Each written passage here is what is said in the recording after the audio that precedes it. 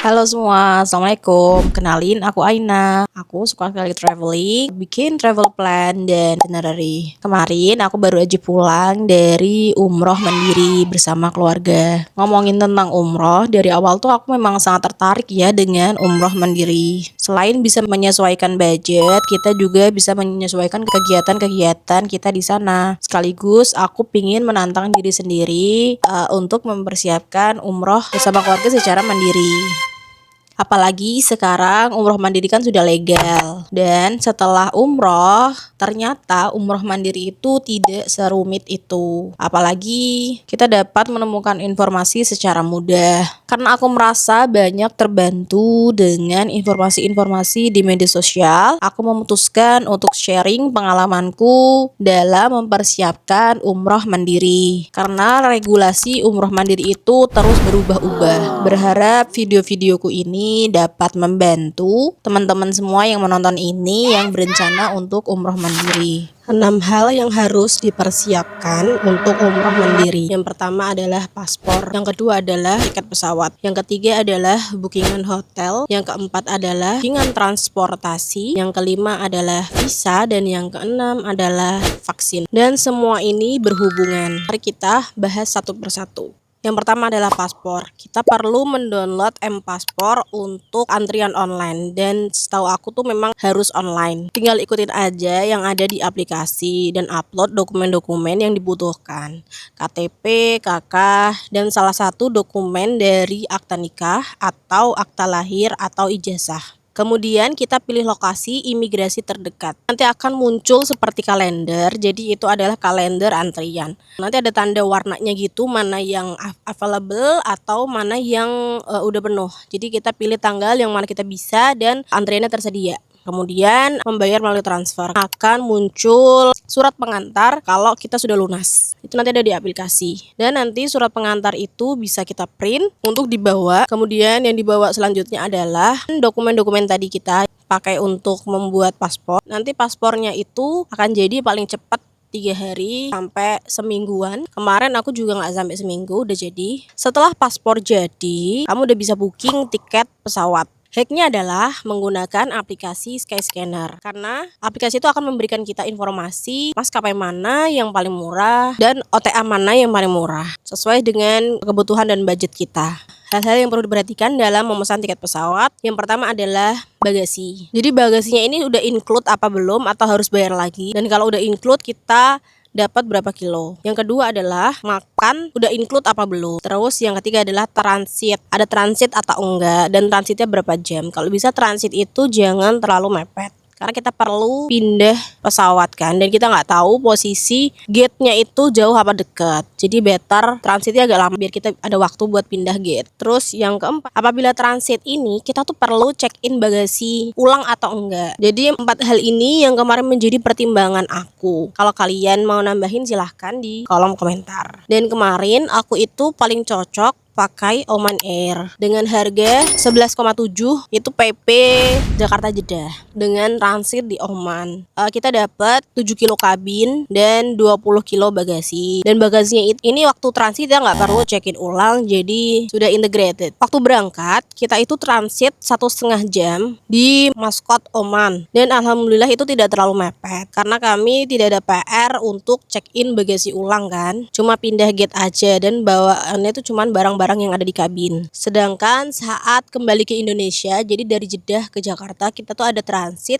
sekitar 20 jaman di Oman, dan kita pakai buat city tour di Oman. Jadi dapat 2 negara sekaligus. Kami di sana itu city tour menggunakan transportasi umum, bis.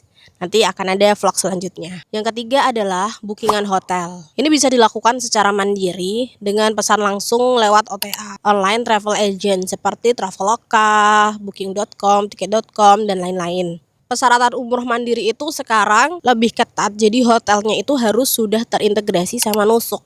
supaya kita tuh juga lebih aman dan nggak ketipu sama hotel di sana. Kenapa kalau kita memastikan kalau hotelnya itu udah terintegrasi sama Nusuk? Soalnya nanti tuh waktu kita ngurus visa perlu dari approval hotel. Kriteria hotel yang kemarin aku cari adalah yang pertama nggak terlalu jauh dari Masjidil Haram dan Masjid Nabawi. Yang kedua itu minimal bintang 3. Yang ketiga itu track recordnya mudah dalam approval Nusuk. Ini kemarin aku dapat infonya itu dari provider visa aku. Adalah harganya terjangkau. Kemarin kami lumayan lama dalam memilih hotel karena peak season ya, jadi tuh harganya itu bener melambung. Kita cari yang paling worth it dan kami memutuskan untuk memilih hotel dari MR Group di Mekah dan Madinah, semua dari MR Group menggunakan OTA. Dan kami itu kan ngecek satu-satu OTA ya, atau bisa juga lewat scanner. Terus dapat paling murah itu lewat Agoda dan alhamdulillah aman ya. Kan waktu kita booking hotel itu tuh Agoda waktu lagi ulang tahun tuh, jadi kita dapat potongan 1 juta. Jadi ini perlu di note ya, kita tuh perlu ngelis tanggal-tanggal seperti ulang tahun OTA atau mungkin ulang tahun Arab Saudi. Kemarin juga ada tuh potongan 600.000 karena ada ulang tahun Arab Saudi. Makkah ini lebih murah dan di Madinah tuh lebih mahal. Oh kita karena high season ya, jadi emang mahal-mahal di sana. Kita lihat di bulan November dengan hotel yang sama itu jauh. Di Makkah kita 6 malam. Kita booking di hotel MR Al Holil.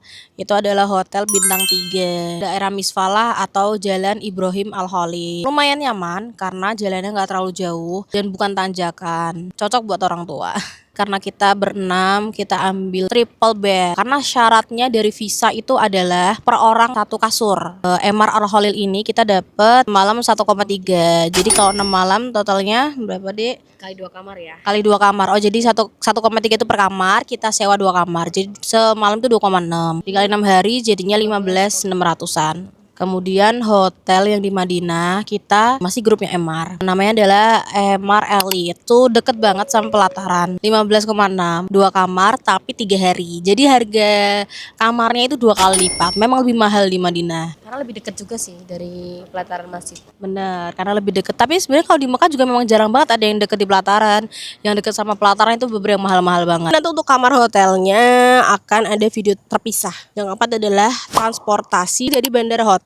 Mau kita dari Mekah dulu atau Madinah dulu, kemudian dari Mekah ke Madinah atau sebaliknya. Jadi kita harus jelas karena berhubungan dengan visa. Untuk transportasi dari bandara, kami menyewa HS beserta supirnya dengan harga 400 SAR dari provider visa kami yang kebetulan juga menyewakan akomodasi. Di situ macam-macam sih, ada mobil yang isinya cuma 4 orang, itu ada kayak sedan gitu, terus ada juga yang isinya cuma sekitar 6 orang, itu dia pakai Staria. Terus ada juga yang lebih besar sampai 12 orang, itu HS. Karena kemarin kita nggak tahu Staria itu cukup atau enggak, jadinya kita pilih yang HS. Yang dari Mekah ke Madinah, kemudian Madinah ke Jeddah, itu kami menggunakan HHR atau Haramain. Booking langsung melalui aplikasinya. Aplikasinya adalah HHR Train, download aja, ada di App Store dan Play Store. Terus diisi aja dari mana, dari Mekah. Terus aku mau ke Madinah. Habis itu pilih tanggalnya. Waktu itu aku 6 Januari. Kemudian jumlah penumpang. Kemudian ini peraturan bawaan di HHR ya. Kemudian pilih jamnya sesuai dengan kebutuhan. Ini aku pilih yang jam 9. Pilih yang ekonomi, peraturan yang tertera. Kemudian pilih kursinya. Ini itu disuruh ngisi identitas sesuai dengan passengernya. Kita pakai paspor, tiketnya dikirim melalui PDF di email. Paymentnya bisa pakai Apple Pay, debit atau kredit. Aku di sini pakai Mastercard BCA. Pembayaran berhasil dan tiketnya itu langsung muncul di email. Pembuatan visa. Dalam pembuatan visa kami ini cukup mepet ya, sekitar hamin 2 minggu. Tapi alhamdulillah semuanya aman. Setelah meriset provider visa, kami milih untuk menggunakan Wabet oleh Mbak Ade Tiara karena harganya terjangkau dan reviewnya juga bagus, terpercaya juga. Alur dalam pembuatan visa, yang pertama adalah kita upload dokumen-dokumen ke dalam Drive. Yang diminta dari provider visa adalah paspor, KTP, KK, tiket pesawat PP, bookingan hotel Mekah, bookingan hotel Madinah, dan notes untuk hotel. Satu jamaah itu adalah satu tempat tidur termasuk bayi, dan tanggal pemesanan itu sesuai dengan tanggal entry dan exit Saudi. Transportasi ini meliputi transportasi dari airport ke hotel Madinah ke Mekah atau sebaliknya dari hotel kembali ke airport. Nah, kemudian kita itu kan perlu approval hotel. Bisa diuruskan dari pihak provider visa dengan biaya. Waktu itu kalau dari provider visa aku itu menawarkan namanya BRN itu seharga 8 SAR per kamar, per malam, per orang. Aku ini kan berenam, jadi lumayan ya. Akhirnya aku mencoba untuk mengurus itu secara mandiri. Cara approval hotel secara mandiri. Provider visa akan mengirimkan agreement dari Masar Nusuk yang harus di-approve oleh pihak hotel. Dan agreement ini berlaku 24 jam. Apabila sudah 24 jam dan belum di-approve, kita bisa meminta lagi agreementnya ke provider visa.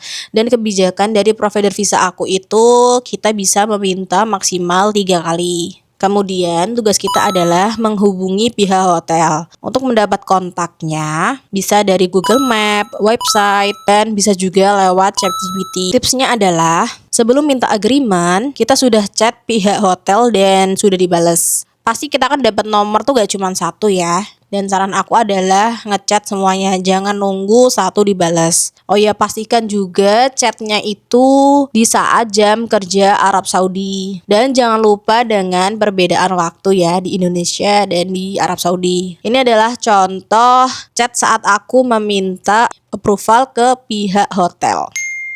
Setelah dapat approve dari hotel, kita bisa nge-screenshot profile ini ke provider visa yang kemudian provider visa akan ngecek di Masar Nusuk. Setelah selesai, kita tinggal nunggu visanya issued. Itu nggak lama sih, waktu itu aku kayak cuma 2 hari dan alhamdulillah berjalan lancar. Yang keenam adalah vaksin. Saat kami berangkat, itu yang wajib adalah polio dan meningitis. Aku tuh di Semarang dapat harga 450, sedangkan adik aku kan di Jakarta ya, dia tuh dapat sekitar 550. Jadi beda tergantung daerah masing-masing. Dan aku tuh nggak tahu ya ini tuh vaksin tuh integrated sama paspor kita apa enggak. Soalnya kemarin kita tuh sama sekali nggak dicek. Tapi saran aku tetap vaksin ya, karena kan ini tuh ada UU-nya gitu di Arab Saudi. Walaupun tidak diwajibkan, kami tuh cukup menyesal tidak vaksin influenza karena kami demam dan flu setelah umroh pertama. Yang harusnya bisa dipakai buat beribadah, kita tuh malah ambruk semua di hotel. Kemudian kami bisa segera packing dan berangkat umroh. Next aku akan bikin video tentang keberangkatan aku umroh, dan kami itu umroh di saat musim dingin. Jadi aku akan memberikan tips-tips umroh di musim dingin. See you next video. Thank you for watching.